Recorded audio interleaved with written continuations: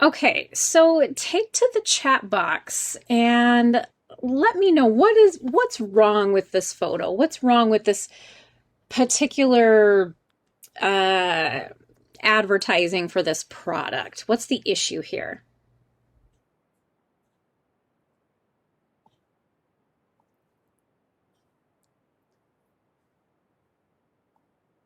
Feel free to use the chat box or turn on your mic if that's easier for you. Well, if you're a cannibal, there's nothing wrong with it. However, it's missing punctuation. Yeah. Punctuation, the message is not written correctly. You know, a couple of you have, let me see, written in the chat box here, there's no real source of how it's made. Okay, how do we know? Um, I laugh. What have you put? False advertising? Wrong wording, spelling. So it's just awkward, right? So it's for the people meet. Okay, wording is weird. Like some of you have said, punctuation. Okay, quality meats made from people like you. It does, like Stephanie said, if you're cannibal, it's fine.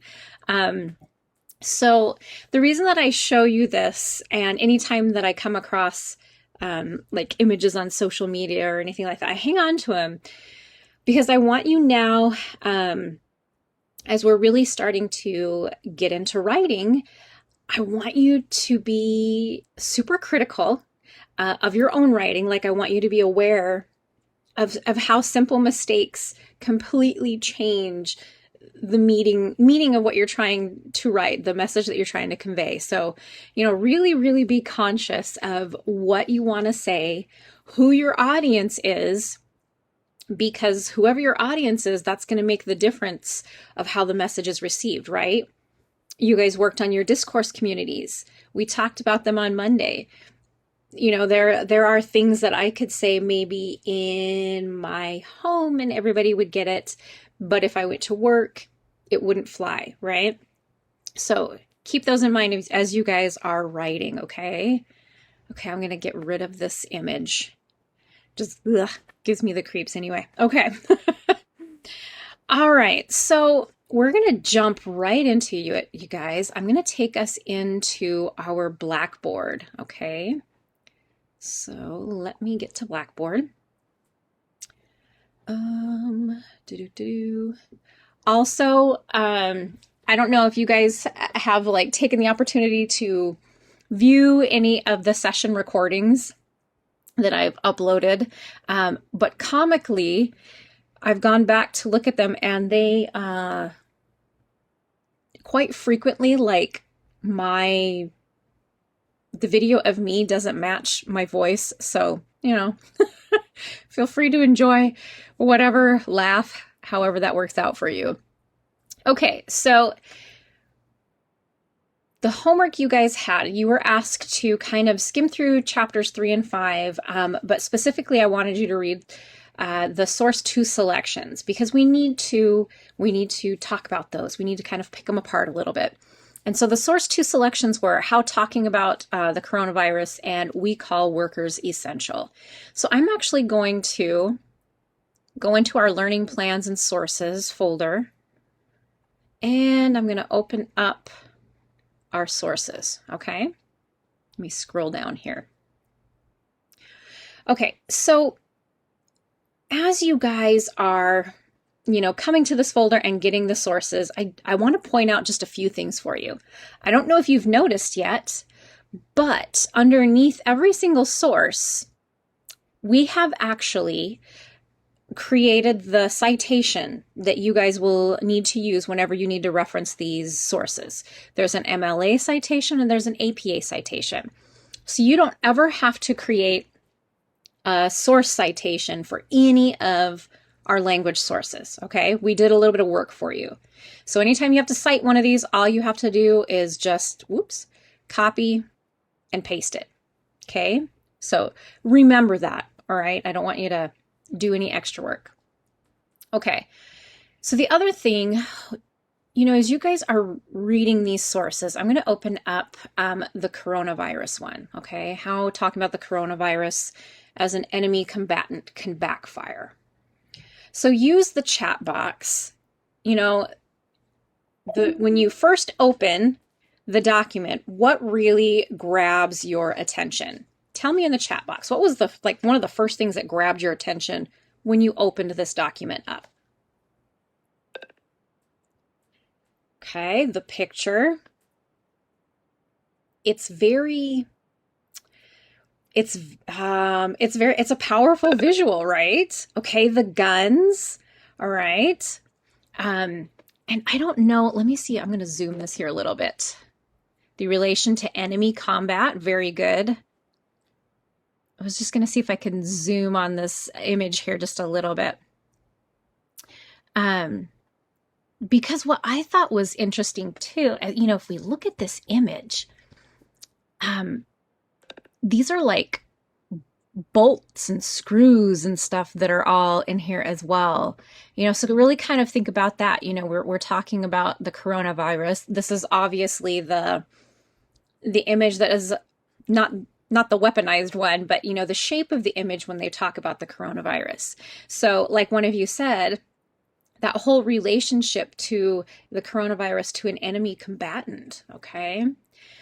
So even before you guys read sources, you can actually just literally just look at them and get quite a bit of information. Okay, you can get information on the tone of the article. Okay, I mean, looking at this picture, if I haven't read the article, use the chat box. Tell me, is this going to be like a super happy, fun read? Just by judging by the pictures?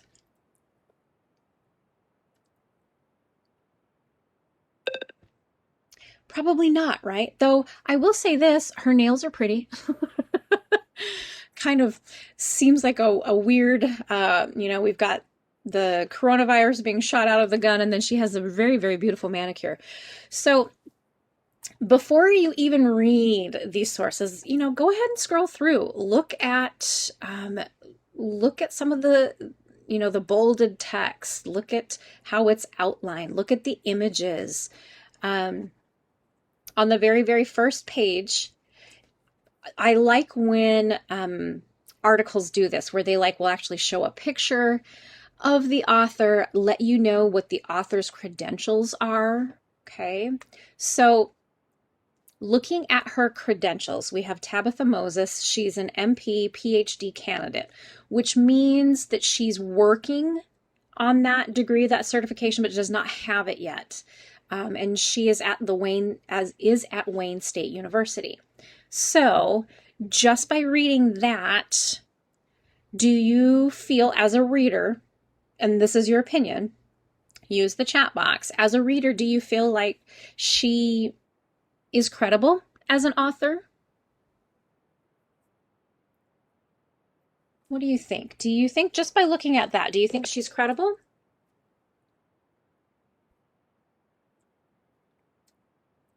Okay, I'm getting I like some yeses, some no's, some maybes. Okay, so I might want to do a little bit of research on her if I really need to know the credibility of the author.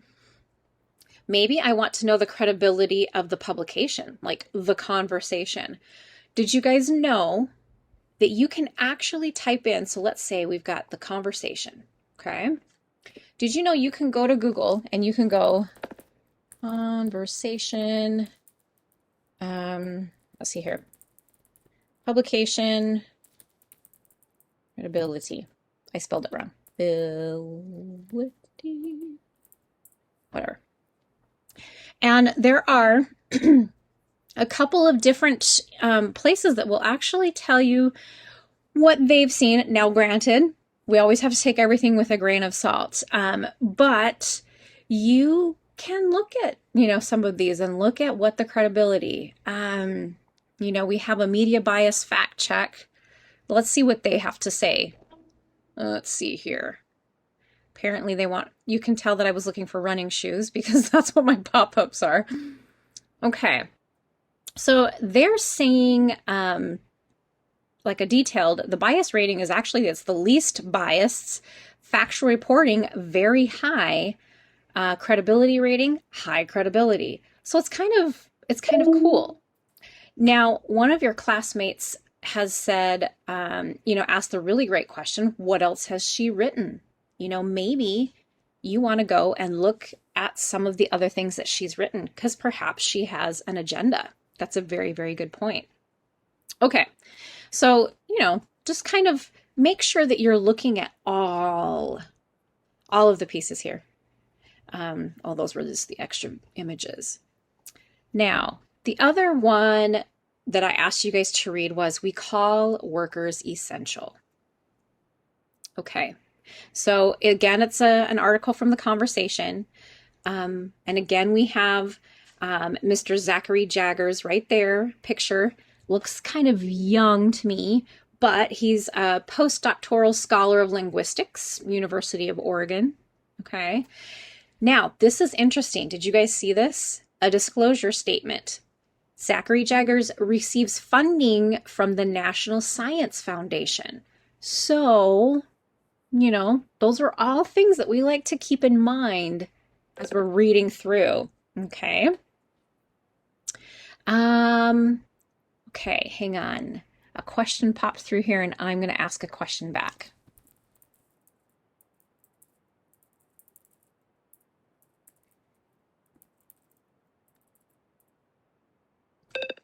Now, I want you guys to answer. If you feel comfortable answering this question, use the chat box. You can do the private message if you want to, but were any of you were any of you considered essential workers? Like when COVID first hit and things were shutting down, how many of you were considered essential workers? Okay, so I have some of you actually popping in here saying yes. So then you don't have to answer this, but think about this. If, let's say, I'm going to use my husband as an example. I have his permission. He was considered an essential worker, but he had a not so very good experience with the whole being classified essential workers, kind of how he was treated. So if you had a negative experience as an essential worker, do you think that that's going to maybe already kind of put you in a bias when you read this article? I mean, kind of think about that. If you already have a bias going in, you have to be very, very careful when you go and you read some of these sources, okay?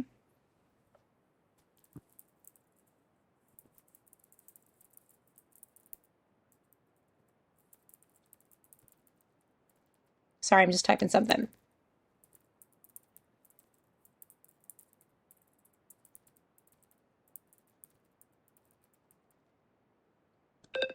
Okay. So here is what we are going to do. Let me take us back into Blackboard here. Okay, we're going to do very similar to what we did on Monday when you guys went into groups and discussed these sources. So hopefully, as I said, you guys took that opportunity to read both of these sources, okay? I want you to discuss them in your groups, and then we're just going to hit on them a little bit together in class. So I'm going to take you to the discussion board. You'll notice the very first forum here at the top is an in-class source to selections discussion, okay? So I'm going to, let me see here. Actually, I'm going to pause because I think I may have heard a couple of you chime in a little bit late, and so I want to make sure I have everybody here, okay?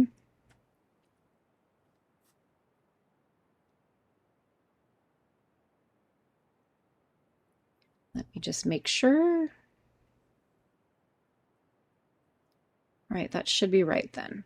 Wait, am I missing somebody?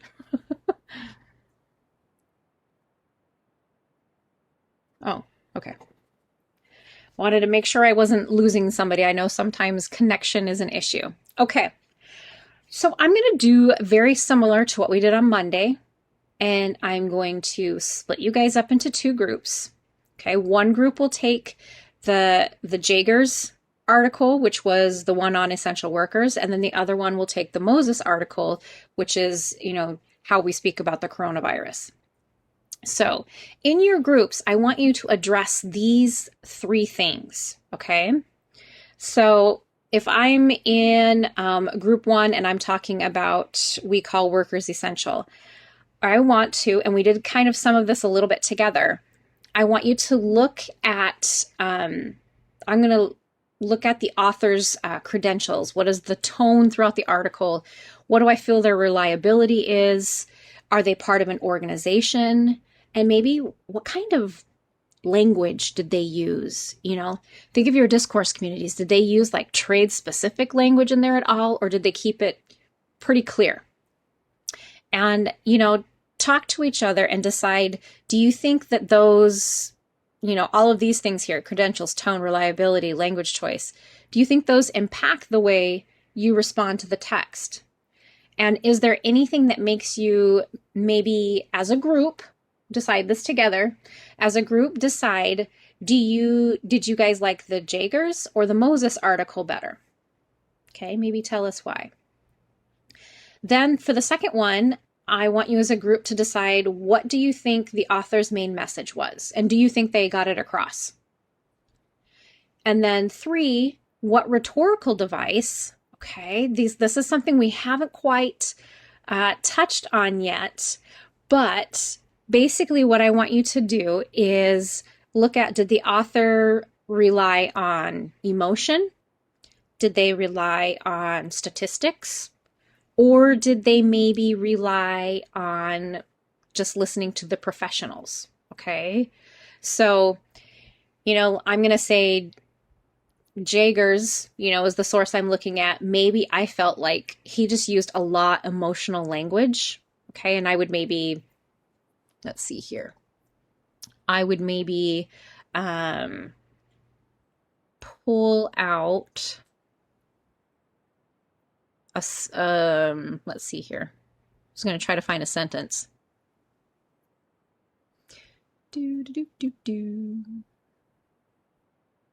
Okay. I probably would pull this out really quickly. It makes you wonder whether some of these workers are considered all that essential. Might, quote unquote, expendable be a more fitting term. So it's kind of a heated comment there, all right? He's pulling on your emotions. So that's what I mean by number 3. Think about whether they use emotional language, statistics, or whether they're trying to rely on, I don't know, like scientists, doctors, the credibility there. So in your groups, see if somebody will volunteer to be the scribe. Okay, because as a group, you have to answer these. The scribe needs to compile all the answers, put them together, and then just like last week, create a thread. Okay, so then if you're group 1, okay, if you're group 1, you're going to put all your names in there. You're going to write your group's responses, right? And then you're going to submit. Okay, and as I said last time, we will end up using these as you guys have to reflect back on the sources, okay? So does anybody have any questions on what I'm asking you to do for this discussion board?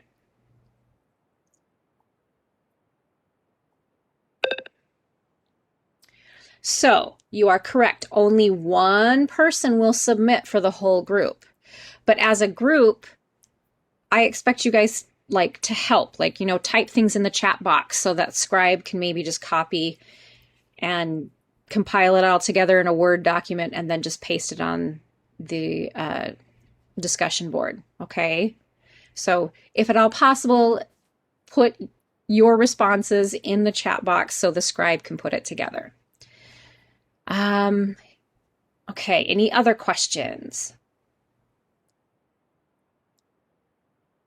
All right, so here is what we've got. So group one is Ethan, Haley, Richard, and Tatum. I want you guys to take the Jaegers article, okay, the one that is We Call Workers Essential. So I want you guys to discuss that. Look over those 3 main things that we talked about on the discussion board.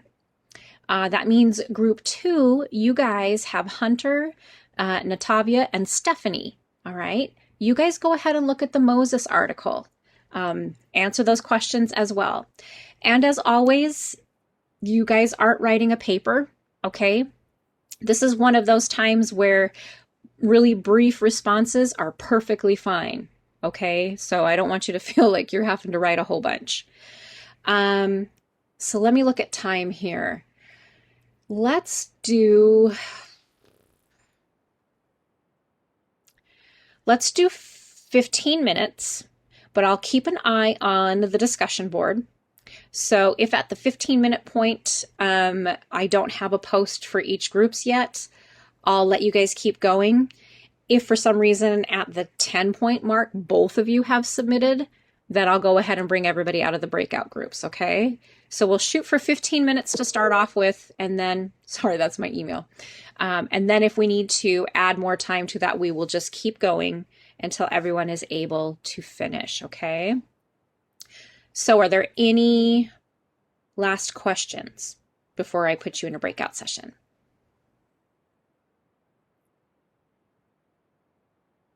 All right, I'm going to let you guys get at it. Please be sure to be an active participant. Use the chat box or feel free to turn on your microphones, whatever you guys are comfortable with, okay? See you guys in about 15 minutes.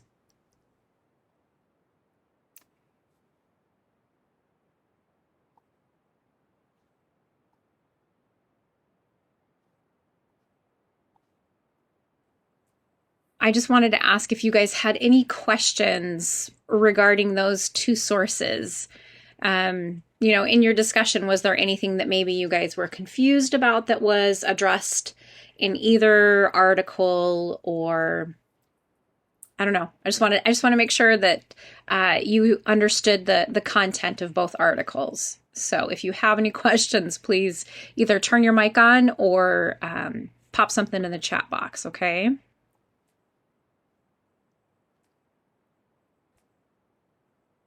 I am loading something up for you guys. Okay. All right, I'm going to take us into Blackboard into the sources folder, our sources folder. I just want to show you something. So for that discussion board, one of the questions talked about ethos, logos, and pathos. Okay, so for future reference, and I should have pointed this out to you earlier. For future reference, if you ever need to identify what pathos is, what logos is, what ethos is, I have this image that's actually in the sources folder. So pathos, that's what I had said, like, look to see if the author is using emotional language or emotional images. You know, even with the how talking about the coronavirus as an enemy combatant, you know, that one, the images in that do have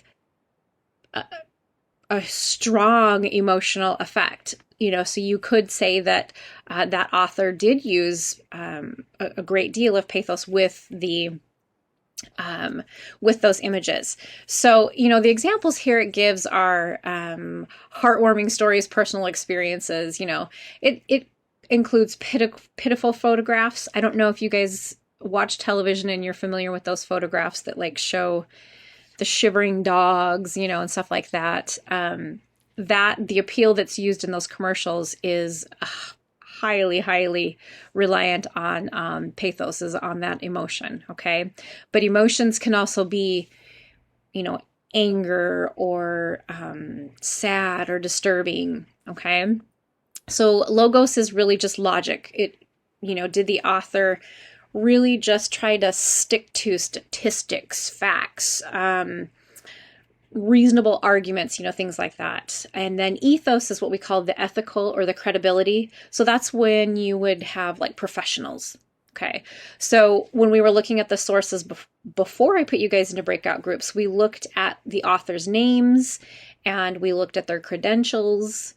So that's why I said it's a good idea to really take a look and figure out if your author, are they credible?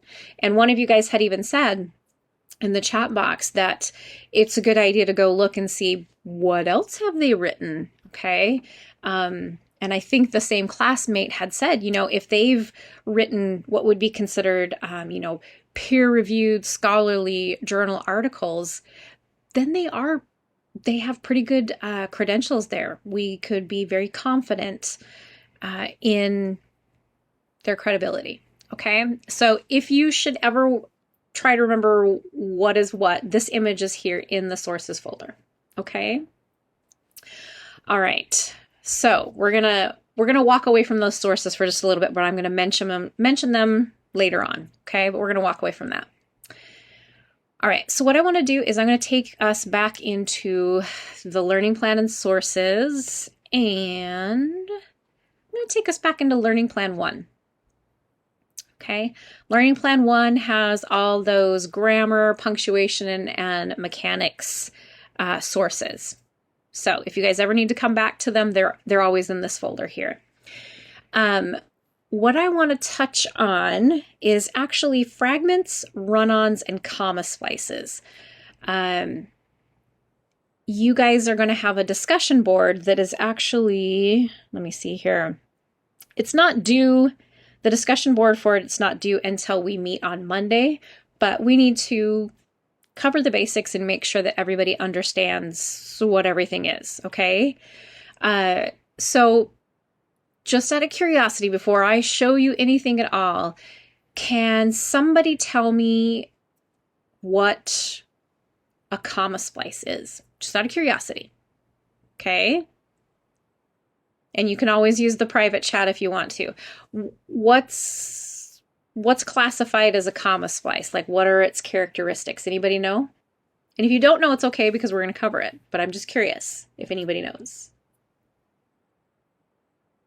If you don't know what a comma splice is, do you know what a run-on is? And if you don't know what a run-on is, do you know what a fragment is?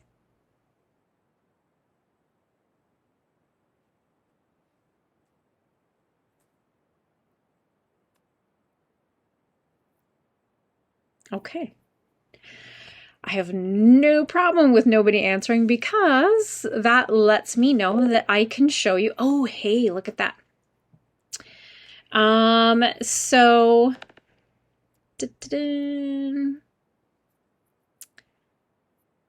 one of you commented a sentence that needs some commas. Which type of sentence are you talking about? The fragment, the run-on, or the comma splices?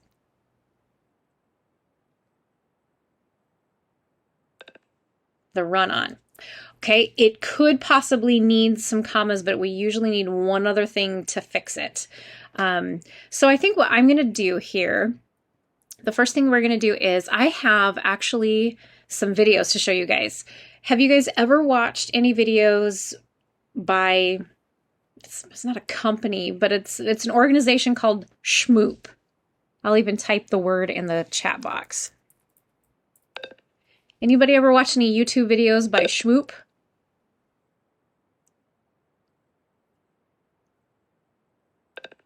Okay. So, I think we'll watch the run-on video first, since that was the one that some of your fellow classmates have answered. Okay. But before we go on, I have a note here. Is there anybody who cannot hear my voice? Let me know.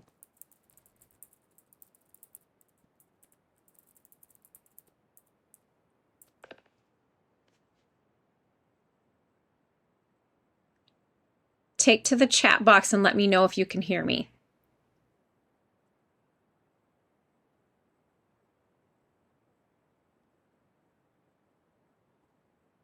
If you can. Okay, I can hear you. Okay. All right. So then let me address this. Hang on just a second. Okay, good. All right.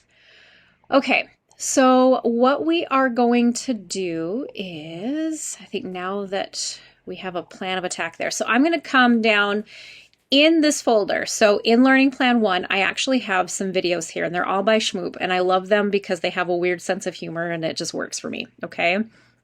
So let's start from the bottom.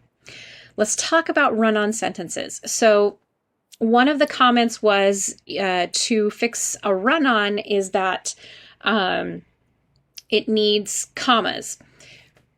That's sort of right and sort of not. So with a run-on, basically it's like two sentences together. It needs to be fixed. It needs some kind of punctuation. For us to use a comma, then we would need to use a conjunction. Otherwise, we can just stick a period in there and make two complete sentences. But let Schmoop try to explain it a little bit and see what you think about their explanation. Okay. So as always, let's listen to the first few seconds here of the video. We speak student. Run. Okay, let me know in the chat box. Sound okay? Video okay?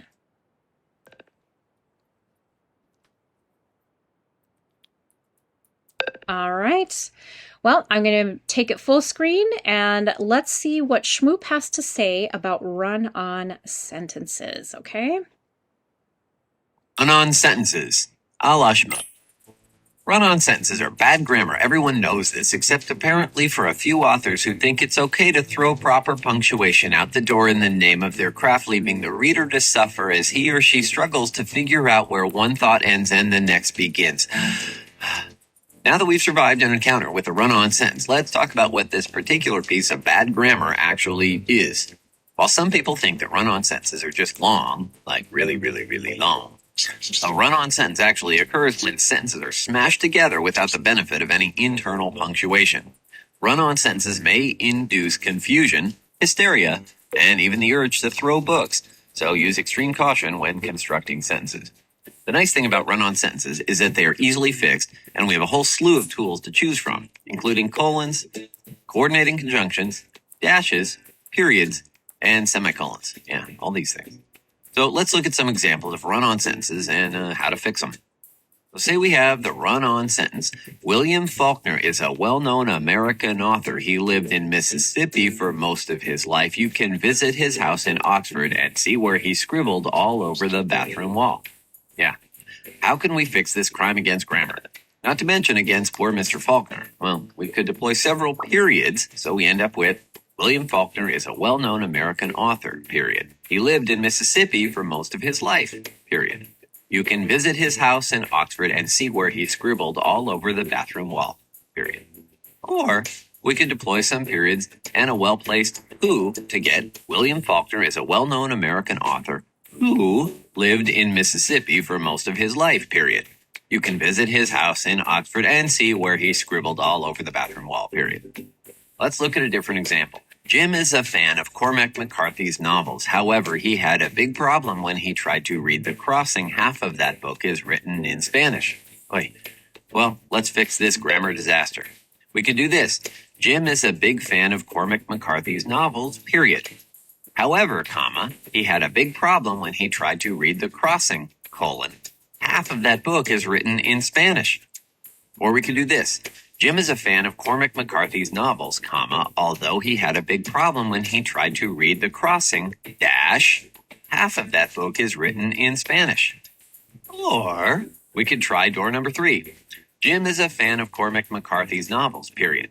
However, he had a problem when he tried to read The Crossing because half of that book is written in Spanish. Well, run-on sentences can be difficult for the reader to comprehend.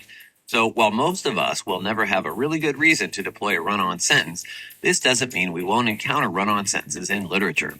For example, take this lengthy entry from James Joyce's novel, Ulysses. I was a flower of the mountain. Yes, when I put the rose in my hair like the Andalusian girls used, or shall I wear a red? Yes, and how he kissed me under the Moorish wall. And I thought, well, as well him as another, and then I asked him with my eyes to ask again, yes. Well, Let's just stop right there because we're a G-rated site. That's 58 words without the benefit of any internal punctuation, and while that may seem like a lot, the truth is that Joyce's sentence actually continues for another 53 words. Holy moly. That gives us a total of 111 words. No pauses, no stop until the very end. While we could never get away with writing like this because our English teachers would lynch us, great authors with lots of critical acclaim and assorted Nobel and Pulitzer Prizes might decide that a particular story calls for run-on sentences. So unless literary critics start calling us the next Ernest Hemingway, we need to stick to proper internal punctuation and avoid those run-on sentences. Sorry, people. You gotta earn it. Yeah. Subscribe to check out more. Here we go. Wasn't letting me escape out of there. Okay, so let's pause for just a moment here. And let me pop up a whiteboard. Make sure I got this here.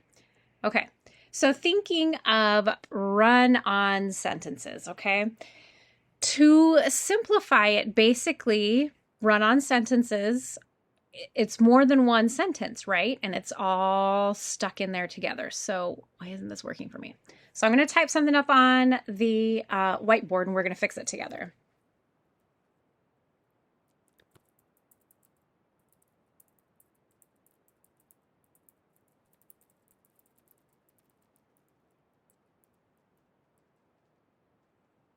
Okay, so what I have on the screen, hopefully you guys can see it, is a run-on sentence. So I love McDonald's. They have the best Coca-Cola. Okay, so one way we can fix it is just to add a period. Okay, that was like the first thing that they mentioned.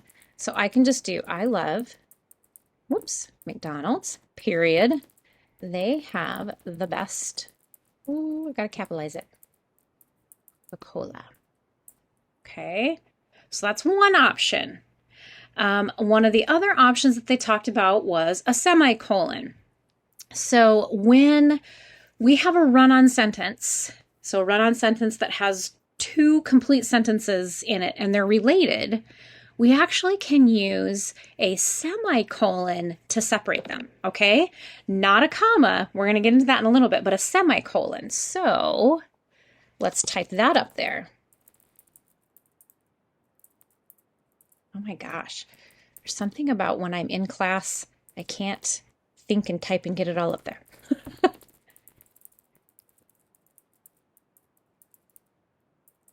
Okay, so we have two complete sentences. They are related. So instead of trying to smush them together in a run-on sentence, which is incorrect, I actually can just use a semicolon to provide the proper separation, okay? Then we can go in, one of the other options is coordinating conjunctions. So now, out of curiosity, is there anybody in here who knows what I mean when I refer to fanboys? Is there anybody who knows what on earth I mean by fanboys? And I'm not talking about like boy band groupies or anything like that. Okay, so one of the greatest tools you have to correct sentence errors is to utilize fanboys. Fanboys are our coordinating conjunctions. So I have them kind of up here on the whiteboard. So let me see if it's going to let me type here. Okay, I'm going to have to move things around. The whiteboard is only so helpful. Okay, so I'm going to just type these in here, move them around, and then we will talk about them. Come on, let me move you. Yeah, this is like much easier in a classroom.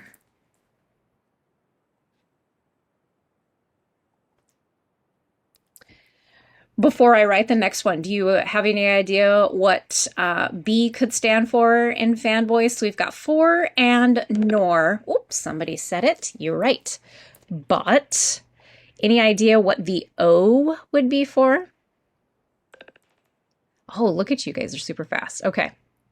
I'm just like putzing around with my cursor so I can get the letters in the right place. Any idea what the Y would stand for? Very good. Yet. And then what do you think the S stands for? For and nor, but or yet. Yep. We've got it. So, okay. So these are fanboys.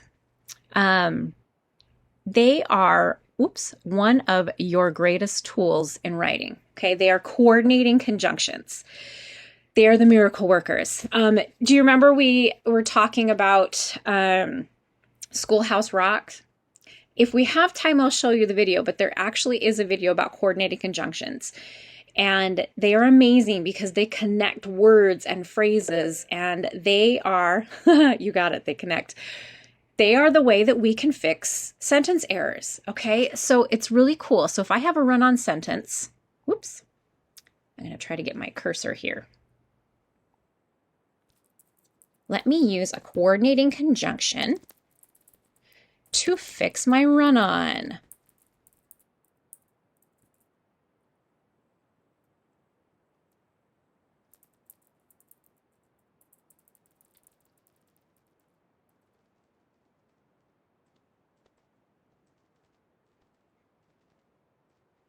Okay, whoops. I always have to remember to click away so you can see it. Okay, so coordinating conjunctions, miracle workers, they're fantastic. So instead of my long old run-on sentence, I used the coordinating conjunction for.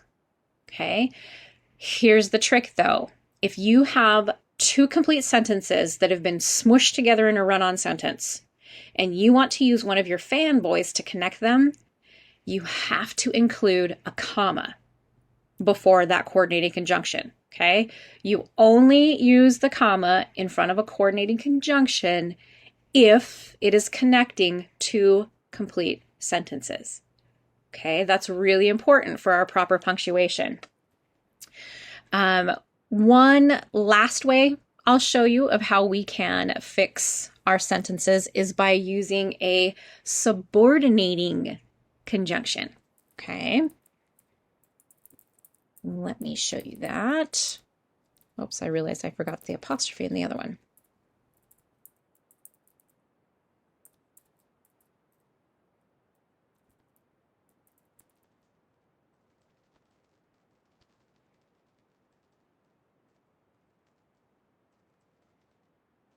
Okay. So just by adding wording in there to help connect them. So I love McDonald's because they have the best Coca-Cola. So bottom line is, first thing you need to do is recognize, do I have a run-on sentence? Have I like squished two complete sentences or even three complete sentences together in one sentence, which would be incorrect? Recognize that. Once you recognize that, go, okay, what ways am I comfortable in fixing it? Maybe you're only comfortable just smacking some periods all the way through there. If that's the way, do it. If you're comfortable using some semicolons, excellent. If you want to throw in a fanboy and a comma to try to connect them, great. My rule of thumb is, if you're not sure if you're using something correctly, it's best not to use it. Okay, so if you are not sure you're using that semicolon correctly, maybe don't use it. Or ask me, and I'll tell you if you're using it correctly. Okay, so those are ways that you could fix a run-on sentence. Any questions on that?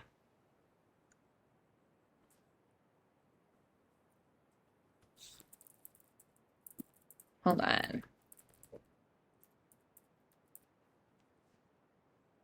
Okay, I'm going to take a screenshot of this and I'll end up putting it in our learning plan.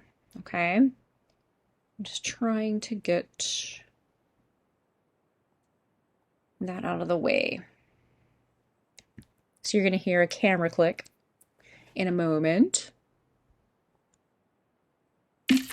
There we go. Okay, so that is a run-on sentence. So any questions on what a run-on sentence is or how I can fix it? Okay, let's go back into Blackboard. So that was a run-on sentence. Let's take a look at what a comma splice is, okay? All right, we're working from the bottom up. Okay, so let's do the first couple seconds. We speak student. Okay, take to the chat box. Everybody hear okay? Let me know. Hear okay? See okay? Cool. All right. So let's learn a little bit about comma splices and how we can fix them. Get rid of that. Comma splices, a la Schmupp. Sundance, the German Shepherd, is a very smart dog. She knows how to make a mean latte, comma. She also can solve basic math problems. While that last sentence about Sundance, the coffee-making, math-loving dog, may sound okay, it doesn't look okay when written out because it's been struck by an errant comma splice. A comma splice occurs when a comma is used to put two independent clauses without a conjunction together. The independent clauses, she knows how to make a mean latte, and she can also solve basic math problems, are actually two separate sentences. They don't need a comma to join them, which is why the sentence is grammatically incorrect. Comma splices are very easy to fix. Say we have the grammatically messed up sentence. Sundance went to the park, comma, she gave tax advice to the other dogs. Well, if we nix the comma for a period so that we have two sentences, Sundance went to the park, period, and she gave tax advice to the other dogs, period, then our comma splice problem is solved.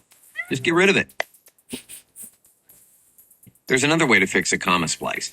If the two independent clauses in a spliced sentence are closely related with each other, then we can ditch the comma, not for a period, but for a semicolon. Because the purpose of a semicolon is to bring two complete sentences together when no coordinating conjunction is present. So, for example, say we have a comma splice sentence like Sundance's owner makes Sundance breakfast every morning, comma, the dog likes her eggs scrambled. Two independent clauses in this sentence deal with the same subject, Sundance's breakfast. If we replace the comma in this sentence with a semicolon, we end up with Sundance's owner makes Sundance breakfast every morning, semicolon. The dog likes her eggs scrambled. The comma splice is gone, replaced with an artfully deployed semicolon. Or what if we have the comma splice sentence, Sundance likes long walks on the beach, comma, she always searches for the seashells to add to her collection. Again, we have two independent clauses that are closely related to each other. If we replace the comma in this sentence with a semicolon, we get Sundance likes long walks on the beach, semicolon. She always searches for seashells to add to her collection. The comma splice is no more. It's been eradicated by the grammatically correct semicolon. Comma splices are easy to avoid. If a sentence contains two independent clauses but has no conjunction to bring the clauses together, then a period or a semicolon is needed, not a comma. Now, Sundance would like to know how we take our coffee, and would we care for a biscuit?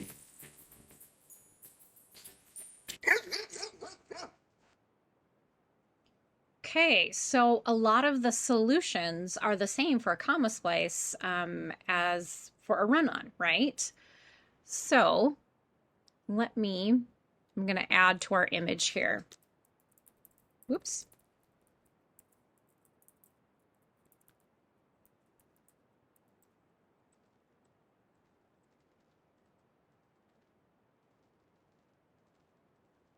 The good thing about this being a virtual class is I have terrible handwriting, so you can read things a lot easier. Okay, so with a comma splice, similar to a run-on in that I've got a couple like complete sentences that in my attempt to fix by putting a comma in there, what I've done is just created a whole nother sentence error. I've made a comma splice. That's not correct. The only way the comma would be correct is if I added one of my fanboys in there, okay? So just like the video said, a lot of the same solutions work for a comma splice as they do for the run-on. So I can use just a period in there. I can use a semicolon as long as the sentences are related, have some of the same idea there. I can use a comma if I use a fanboy with it, or I can add some more wording in there. I can add like a subordinating conjunction, because, whatever, something to connect in there. So it's basically all of those same solutions can apply to both a run-on and to a comma splice. Let me know if you have any questions. Does that confuse anybody? So our solutions are: use a period, okay? Use a semicolon to connect two complete and related sentences. Use a comma, but make sure you're using a coordinating conjunction. Or use a subordinating conjunction. Use some extra wording to connect them together. Okay? Any questions? Okay, let's watch one more video and talk about it, and then I'll let you guys go on a break. All right? All right, so one more video from our friends at Schmoop, okay? So we talked about run-on sentences and we talked about comma splices. But now we need to talk about fragments, okay? These are like the three major sentence errors that we run into, and we run into them quite frequently. So let's learn about a fragment. Please speak student. Okay, take to the chat box. Let me know. Can you hear? Can you hear? Can you see? Awesome. Excellent. Okay, let's full screen it and see what they have to say about fragments. Sentence fragments. A la Schmup. Mary is a waitress and she has to put up with a lot at her job. Aching feet, the smell of fried food, and a butt-ugly line cook who has a crush on her. But there's nothing that drives Mary quite so crazy as when her customers speak to her in sentence fragments. When Mary asks Bill the bus driver what he wants for lunch and he says Reuben sandwich, his response is a sentence fragment. When Mrs. Crabtree, the retiree, shakes her glass at Mary from across the room and yells, "Tea!" the old bat is speaking in sentence fragments. Really, with all the sentence fragments Mary hears every day, it's a miracle she hasn't gone at anyone with a steak knife. Grammatically correct sentences, as a rule, have at least one subject and one verb. For example, in the two-word sentence, Mary cleaned, we have the subject of the sentence, Mary, performing the action of the verb, clean. Sentence fragments, however, tend to lack verbs, which is why they aren't real sentences. Now, sometimes we encounter one-word sentences that look like sentence fragments, but are actually full-on, pure-blooded sentences. For example, there's the imperative sentence form, which consists of a one-word command. When a customer spills his drink on the floor and Mary's boss says, "Mop," the word mop is the command and Mary is the implied subject, and it's kind of like saying, "You mop." When a customer tries to sneak out of the restaurant without paying her bill and Mary shrieks, "Pay," the word pay is the command and the thieving customer is the implied subject, and it's like saying, "You pay." It's also possible to make one-word sentences out of exclamations. When Mary drops a plate on the floor and screams, the exclamation is a sentence. When Mary gets lemon juice in a paper cut on her finger and yells, "Ouch," the exclamation, "ouch," is a sentence, but still not as much fun to yell as. Now here comes the tricky part. It just so happens that sometimes we can have both a subject and a verb, but no sentence. This type of sentence fragment occurs when the subject and the verb are part of a dependent clause. Dependent clauses have two characteristics. They start with a subordinating conjunction, like because, although, or if, and they depend on the existence of a main clause. Not related to Santa. Say we have the sentence, although Mr. Johnson had a $40 ticket, he only tipped Mary $2. If the dependent clause, although Mr. Johnson had a $40 ticket, stood on its own, it wouldn't make any sense. It's a sentence fragment, and we need the rest of the sentence, the main clause, he only tipped Mary $2, to explain what the dependent clause means. And what the dependent clause means is that Mr. Johnson is, well, a jerk. Let's try another. Say we have the sentence, Because the parents were too lazy to go into the bathroom, they changed their baby's diaper at the table in the middle of the restaurant. If the dependent clause, because the parents were too lazy to go into the bathroom, stood on its own, we'd be lost and quite intrigued. This sentence fragment needs its main clause, they changed their baby's diaper at the table in the middle of the restaurant, to provide context. And the context provided is that some people are just nasty.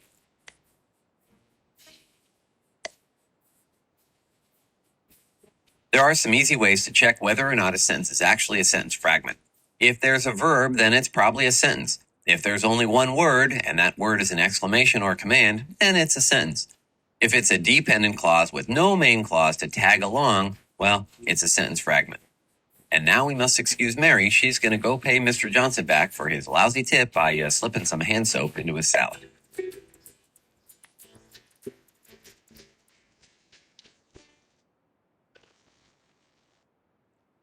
Okay. Childish, yes, but sorry, that's my sense of humor. Okay, so really quickly, the video did mention a couple of things that you really need to have for it to be a complete sentence. So I'm curious. So if you guys caught what those two things that the video mentioned, put them in the chat box. What two things did the video say you really have to have for a complete sentence? Two things, just two words, it said. Did you catch it? Very good. Okay, so somebody popped in and said subject and verb. You are correct. So let me take that one step further. Now, I hate math. I'm going to be honest. I'm not a math person. But believe it or not, there is a mathematical formula for a complete sentence. Okay, and I'm actually going to type it up on our whiteboard. Hang on just a second.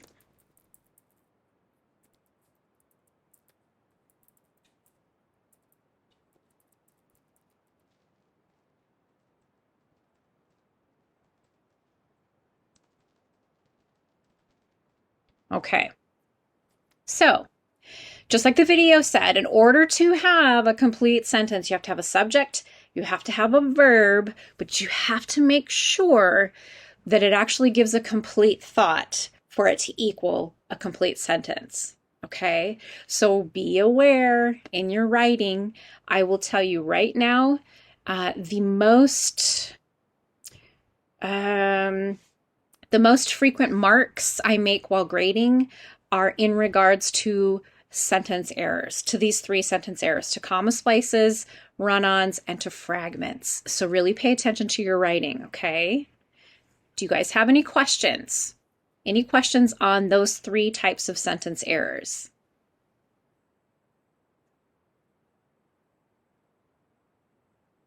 Okay. Well, I'm going to let you guys go on a break. We're going to take a 12-minute break. I will put the timer up here, and then we're going to kind of segue into our next thing, okay? So let me get our timer for 12 minutes. And let's see here. It's not letting me do 12 minutes. Okay. All right, so I will see you guys in 12 minutes. Go take a breather, go be human, and we will reconvene, okay?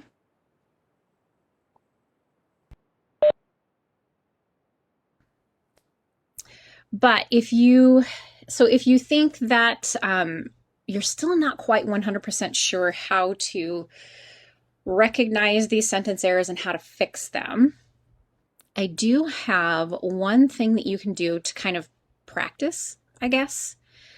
So in Learning Plan 1, so the grammar, punctuation, mechanics, remember I told you there's resources in there. I've got the Schmoot videos. You're welcome to go back and watch those anytime you want. But after that, I have, it says, it's QIA. I don't know if I'm saying that right. It's a QIA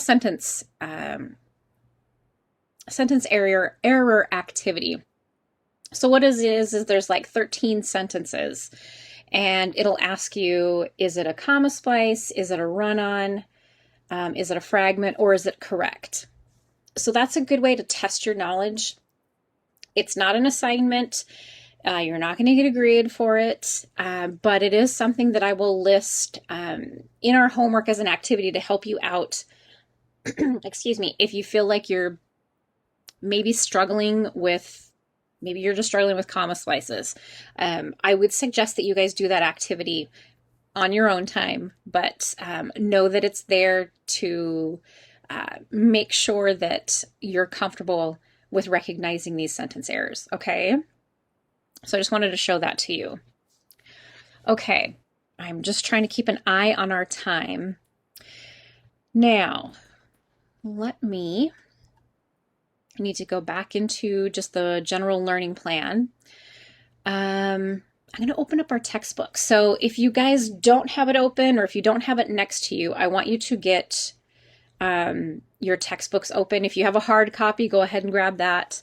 I am going to put this up on the screen, but you're going to need your own copy for what we're going to do next, okay? So far, you guys have been asked to read chapters 1, 2, 3, and 5. I think that's right. Oh, wait. Okay. 1, 2, 3, 4, 5, and parts of 14. There we go. And some of those chapters, we'll get that opportunity to hit and discuss right away. And some of them we may not get to until a little bit later. But there are some bits and pieces in chapter 2 that I want to hit on, and some bits and pieces of chapter 3 that I want to hit on really quickly before I give you your homework, explain your homework, and then give you time to work. Okay? So, does everybody have access to their textbook? As I said, make sure that you take that opportunity to get that opened up. I'm going to give you just another moment. If you're not sure where to find the textbook, if I click around too fast, please take to the chat box and let me know, okay?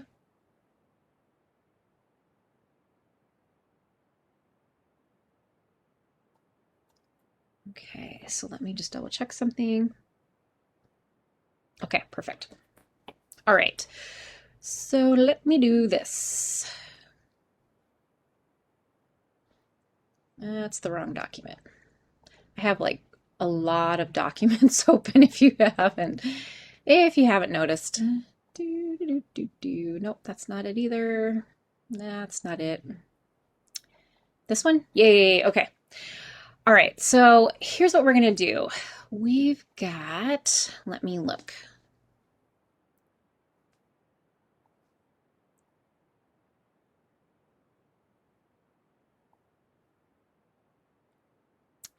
We've got 6 of you in here right now. So let me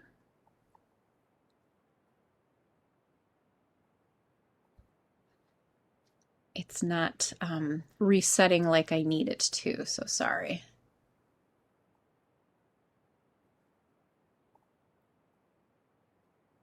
Oh, for Pete's sakes. Reset, there we go. Okay, computers, you gotta love them until you don't love them. Okay, so here's what we're gonna do. I'm gonna break you guys up into pairs. I'm giving each pair one of these questions, okay? In your pairs, decide who's gonna be a scribe, okay? Because whoever's your scribe is going to type or paste your answer into the chat box once we come back, okay? So as far as our pairs, our groups, I've got, let's see, Haley and Tatum, you are my first group, okay? So you guys are going to answer this question right here. And this is all in chapter 2. We're just looking at chapter 2. So Haley and Tatum, I'm going to want you guys to go and identify what are 3 types of pre-writing techniques listed in the textbook, okay? And just kind of like tell us what they are and maybe how you do them really briefly, okay? Again, no paragraphs. We're keeping it as simple as possible. Okay, so that's Haley and Tatum. Make sure you know what you have to do, because once I put you in your breakout groups, that screen disappears for you, okay? So Haley and Tatum, you're number 1, and you guys are going to take what 3 types of pre-writing are listed in your text, identify and briefly explain. Richard and Stephanie, you guys are going to take number 2, Again, all in chapter 2. I want you just to identify what are the basic elements of a first draft. There's 5 listed in your textbook. Make sure you can find them, okay? And then our third pair is Ethan and Hunter, all right?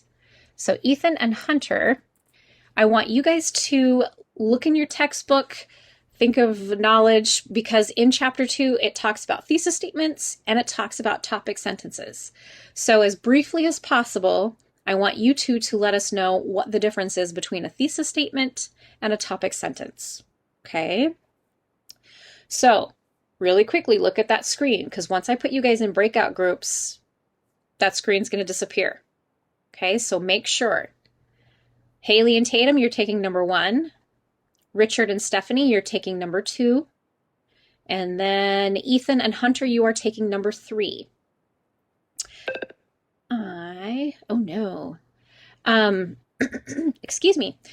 So what you're going to be doing is whichever one of you in your pair is willing to write the answer or the answer that you guys come up with in your chat box, that's the only place that you're going to be writing this, okay? So you just decide which one of you is willing to write your answer in the chat box. Does that make sense? Does that confuse anybody? We're not going to be posting it on the discussion board or anything like that. It's all just going to go in the chat box, okay? All right, anybody need more time to write down their question?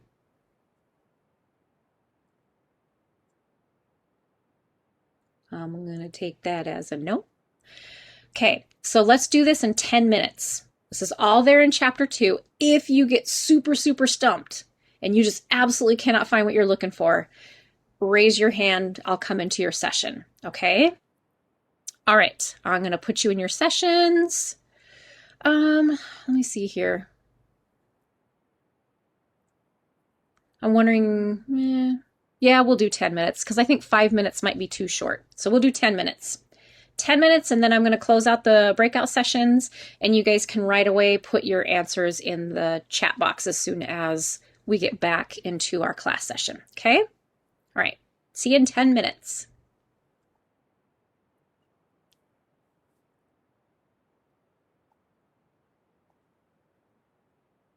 Okay, so pre-writing is important because it's a way for you just to start getting ideas out.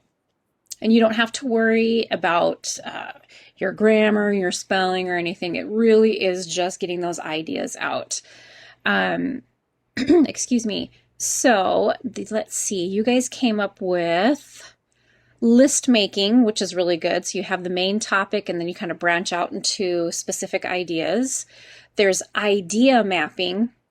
And in chapter 2, it gives you a visual of it. It's like all these bubbles that you kind of link together. Matter of fact, let's see. Right here.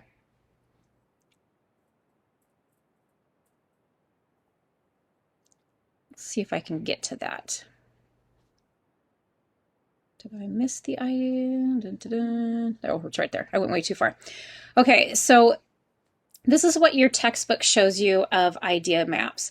Now, I have some students who really, really love doing this. If you're like a super visual person, this one would be great to kind of take you through that. So know that that's a pretty good option, all right? But that's what idea mapping is, and you just kind of connect it to the topic.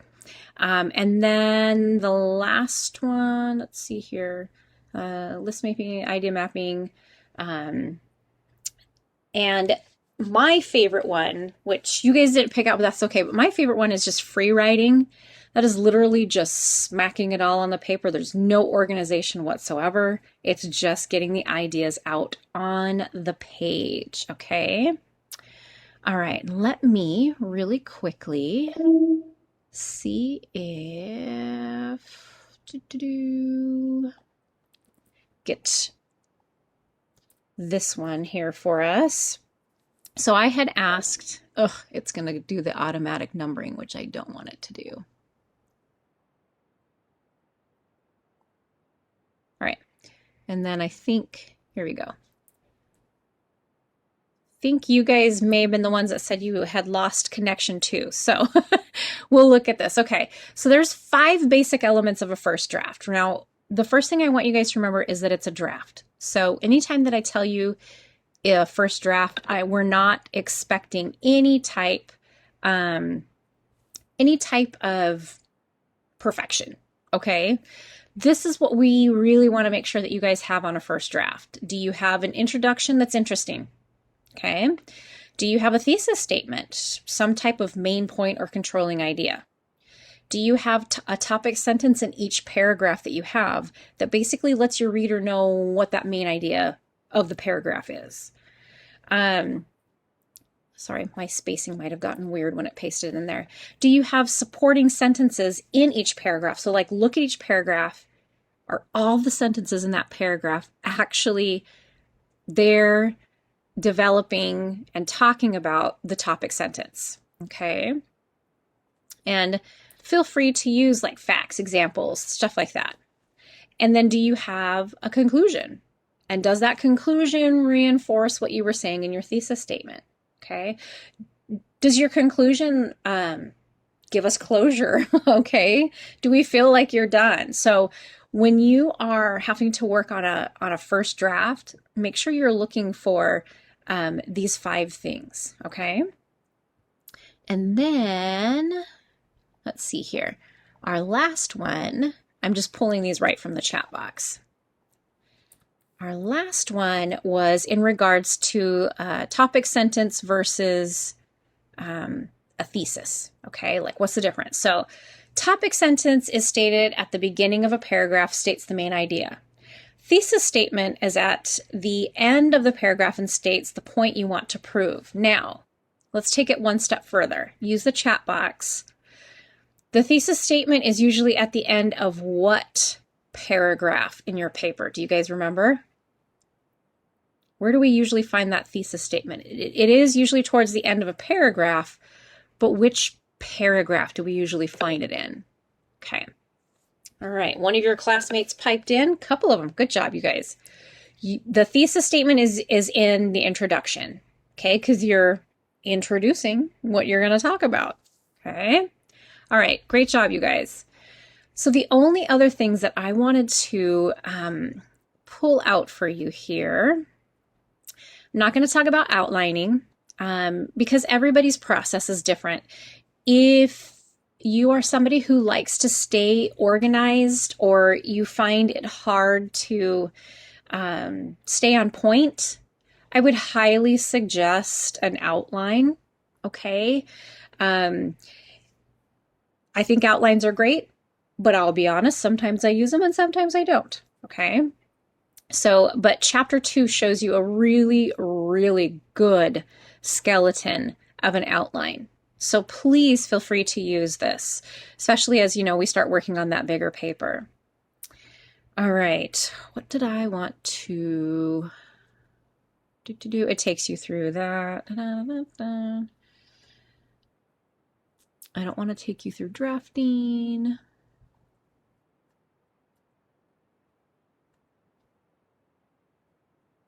I should have written the page numbers down. That would have been smart, wouldn't it? Okay, revising and editing. So really quickly, let's hit on this. If you could see the textbook that I'm looking at, is I have like tabs and stuff all over it. Okay, so revising and editing. You guys obviously are going to have to revise and edit your own papers, but you are going to be asked to do some peer review more than once in our class time together, okay? So make sure you know what you're looking for, okay? You're making sure that the paper has unity, okay? Meaning, does it stay on topic? Is it coherent? Are the ideas related? And your textbook has like a couple of pages of really good transition words, and they even show you when you would use them. Okay, so if you want to show a sequence of time, these are great. If you want to show like position, those are great. One's for conclusion. One's about continuing a line of thought, changing a line of thought, showing importance. these are great transitions that introduce the final thoughts in a paragraph or an essay. So make sure that you guys actually go and look at these if you just happen to skim over chapter 2 and not read through everything, okay? So as you're going through your paper or peer reviewing another paper, is it clear and concise, okay? Sometimes, and especially when we're trying to meet the paper length that we've been assigned to, we end up getting really wordy. How many of you guys are familiar with the Emperor's New Groove? Tell me in the chat box. Have you guys ever seen Emperor's New Groove?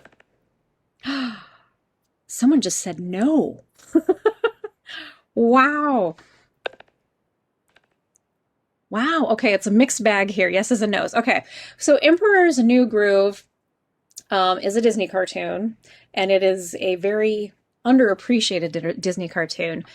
But there is, let me see if I can find an image here for you guys.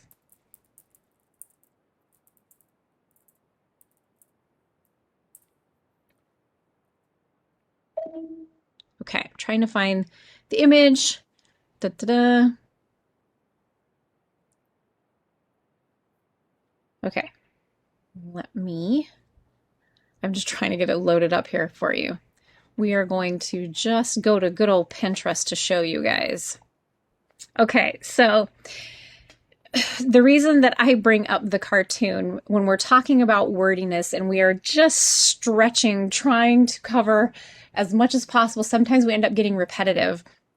And so there's a scene in the cartoon where the evil witch lady tells her servant that she needs him to go get the poison. And he says, oh, right, the poison for Kuzco.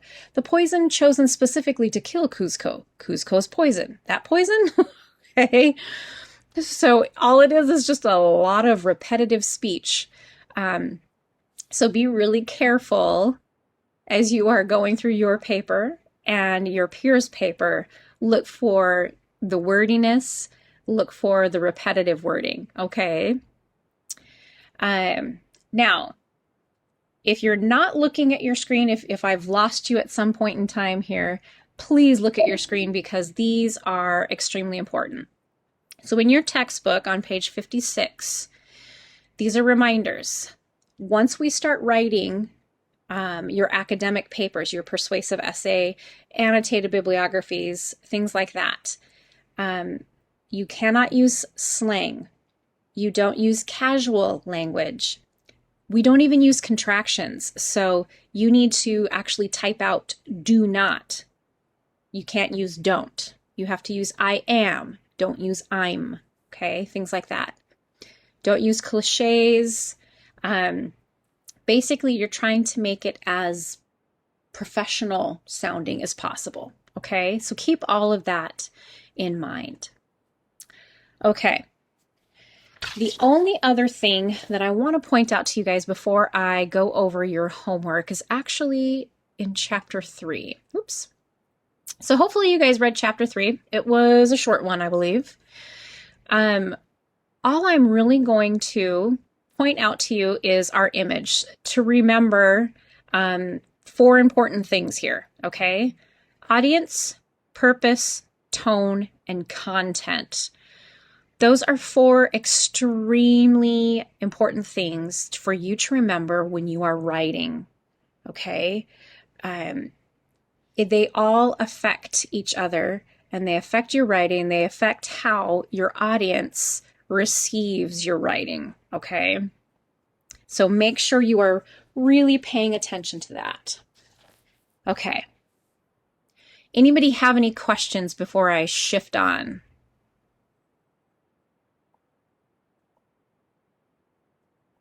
Okay, then I am taking you into the journal entries. Okay.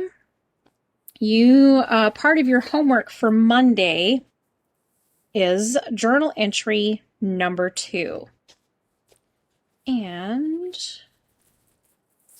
I had to get the right page here. Sorry, guys. Okay, so for Monday, you guys, before we meet, I need you to complete journal entry number 2. So let me take you through that, okay? So journal entry number 2, look at those 4 things I just mentioned. Purpose, audience, tone, and content. So if you maybe skip chapter 3 or whatever, and you need to go back to chapter 3, make sure you fully understand and appreciate what we're talking about when we say purpose, audience, tone, and content, okay? You are going to do a little Wikipedia surfing.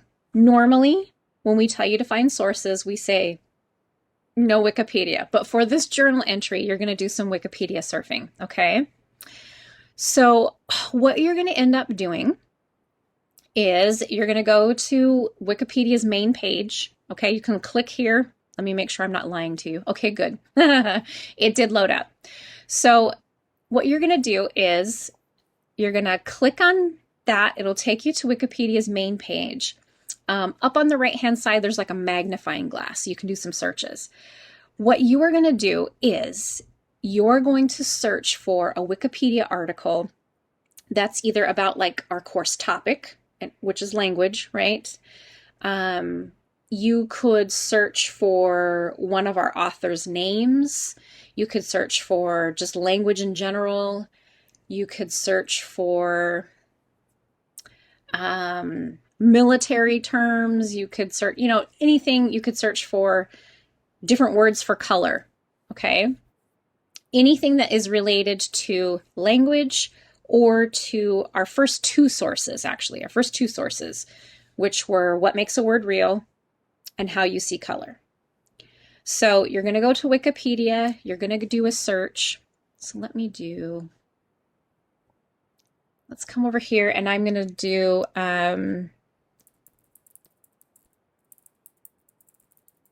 let's see if we can find something regarding different words for colors. Okay.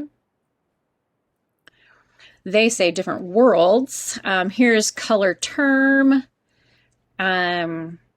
So language separates colors into different color categories. So that would connect to one of our first sources.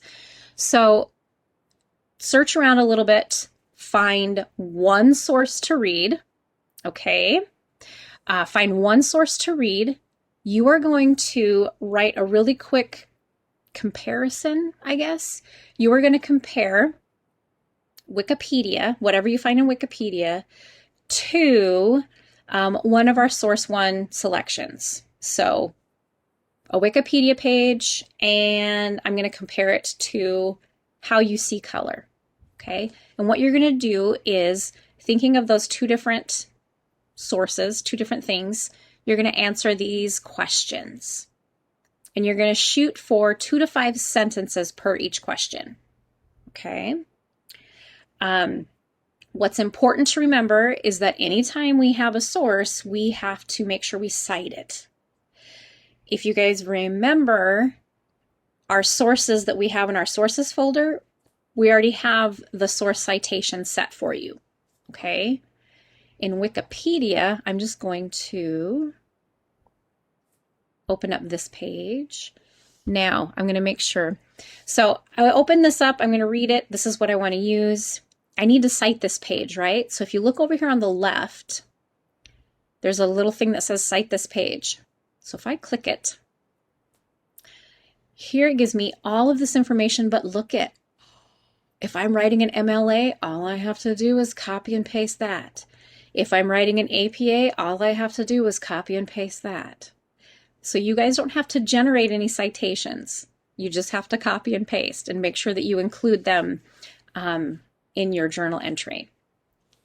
Now, let me show you an example. Examples are always good.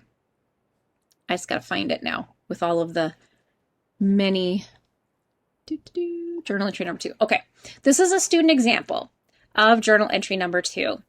So this student is using MLA format. They have the little name heading there. This student actually chose to look at what makes a word real. Okay, that was the TED Talk. So she chose the TED Talk, and then what she did is she actually just searched Anne Crozan, who was our author presenter of that source, So she searched Anne Corzon in Wikipedia, and she looked at like tone. She looked at the tone of the TED Talk. She looked at the tone of what she found on Wikipedia. I think she talked about audience. So basically, she just compared the two pieces by answering the questions in the journal entry. And then she included both of her sources right there. Okay. So that's what you need to do for journal entry number 2. Do you have any questions on that? This is due before class on Monday, so you have a little bit of time for this one. Any questions? And I will see if I can attach that example for you guys. It's not in there, but I'll see if I can attach it, okay? Keep in mind, again, journal entries, I'm the only one that sees them, so you don't have to worry about anybody else, okay? So that will have to be done before we meet on Monday.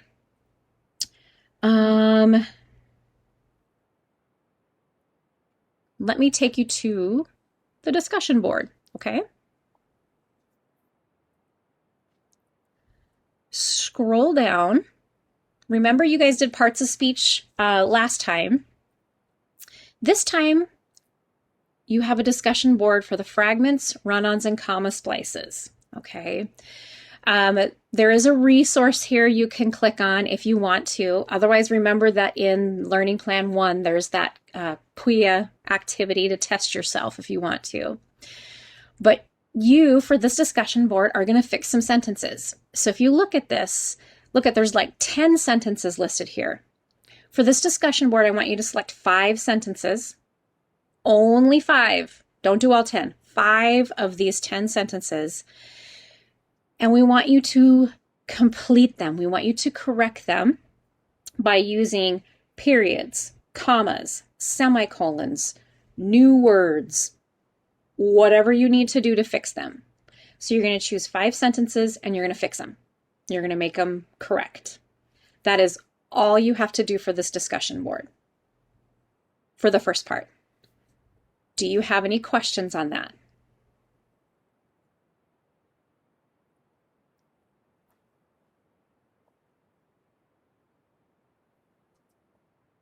Okay. That will be done, need to be done before class on Monday as well. So those 2 things you've got until Monday to get those done. Okay, so you have some time. Now, you do have one thing that is due tonight, and I'm going to explain it and then give you the rest of class time to work on it. I'm going to scroll up, still on the discussion board. Pardon me. So you guys were asked to work on a literacy autobiography. Now, I know not all of you got yours posted.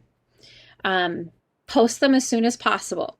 Okay, so because posting them on the revision group board is only the first step. Once you have yours posted, the second step is to offer some feedback. Okay, notice it's a revision group discussion board. So what I am asking you guys to do before midnight tonight, get your draft submitted, and then respond to 2 of your classmates. And here's what you need to do. You will open up their document. Now, if you are someone who is a Microsoft Word expert and you know how to open it up and do the track changes and everything, go ahead. If you're someone who wants to just keep it nice and simple, just enter some comments in the comments box. Okay, and I'll show you in just a second. What we're asking you to do is to offer your fellow classmate like 2 positives that you noticed in their paper, okay? And then 2 suggestions. So let's look at the example. So 2 positives, let's say, and be specific for them. So in paragraph 2, sentence 4, you did a nice job introducing the quote you used since you referred to the author by name and you said what her background was. It led into the quote really smoothly. 2, nice job on your topic sentence in paragraph 4.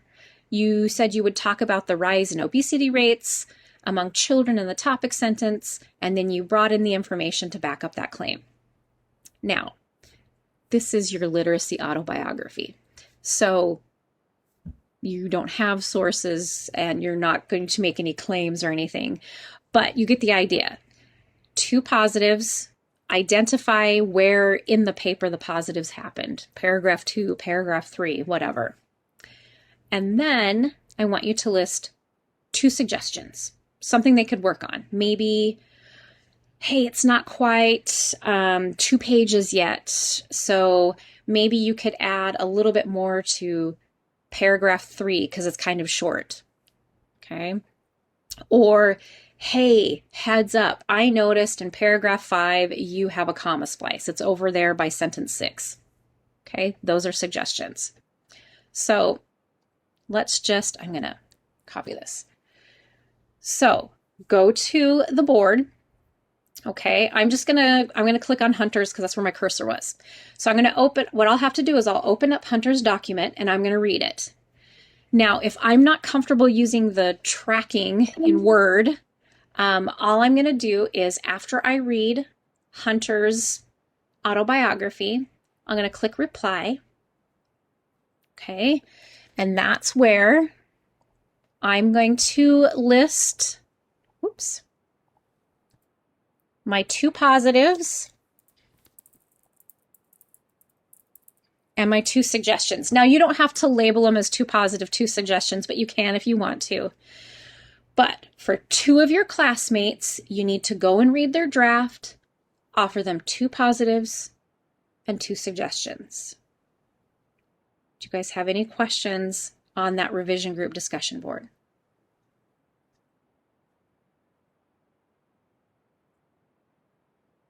Okay, so you would read it, comment, 2 positive, 2 suggestions, then you would submit. Okay, you're going to do that for 2 of your fellow classmates.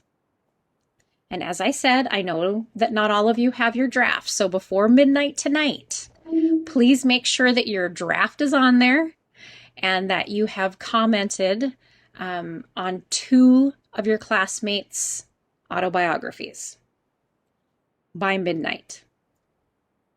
Okay, any questions? All right, I'm just looking at my notes here.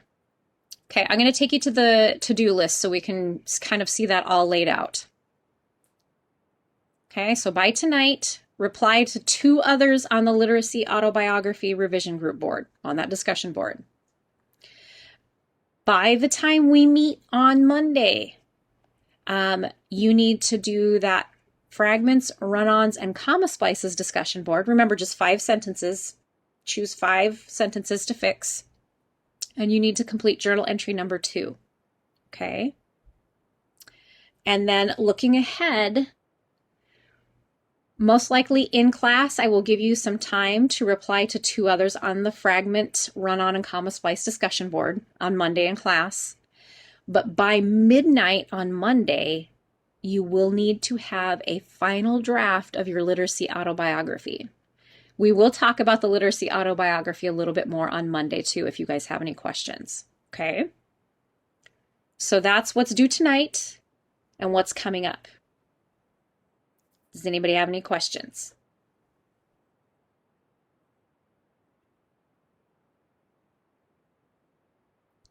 Okay. Going to do what I usually do for you guys then. You've got about 25 minutes left of class. I'm going to turn the time over to you to let you work. I will remain in class just in case you guys have any questions, but you are free to sign out and get to work and have a great weekend, and I will see you on Monday, okay? So I'll stay here just in case you guys have any questions. Otherwise, get to work and have a great weekend.